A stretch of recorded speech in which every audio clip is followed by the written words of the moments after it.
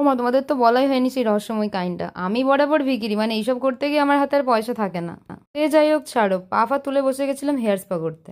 পার্লারটা কোথায়, তাই তো? আমাদের হলদিয়ার কদমতলা, একদম ক্যাফের সামনে। সেদিন আমাদেরকে যা সহ্য করতে হয়েছিল সেটা বলার বাইরে, তবে ওনারা অনেকটা আমাকে কোঅপারেট করেছে, অনেকটা হেল্প করে। আগেই বলে রাখি, ওনাদের প্রাইস খুব অ্যাফোর্ডেবল, আর হাতের কাজও খুব সুন্দর। বাট একটা ইস্যু হয়ে গেছিল টেকনিক্যাল, ইলেকট্রিক্যালি। তারপর এসে গেল সেই মহেন্দ্রক্ষণ। ওই যে কথা হয়েছে না, ভালো থাকতে ভূতে কিলায়, মানে ভূতে ধরে।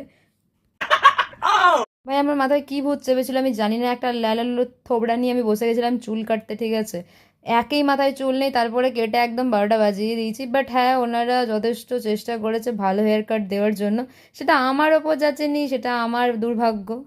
আর বলবো কষ্টের কথা, এই হেয়ার কাটটা করতে লেগেছিল পুরো হেয়ার স্পা সব কিছু মিলিয়ে প্রায় 10টা বেজে গেছিল রাত্রে। ঘর থেকে রীতিমতো ফোন করে আমার মা আমাকে খিস্তে মারছে, বাড়ি কখন আসবি। নিয়ে আমার হেয়ার কাটটা করেছিলেন, যাকে আপনারা পেছনে দেখতে পাচ্ছেন। এই হেয়ার স্প্রে দিয়ে প্রায় সেট করে দিয়েছে হেয়ারটা। এবার ফাইনাল লুক দেখার পালা। এটা ছিল আমার ফাইনাল লুক। বাট মিথ্যে কথা বলবো না, একটু ডিফারেন্ট লাগছে, ভালো লাগছে। বাট আমার কেন জানি না মনে হচ্ছিল আমার আগের হেয়ার কাটটাই ভালো ছিল। বাট ইটস ওকে, সবসময় একই রকম একটু আলাদা কিছু ট্রাই করা উচিত।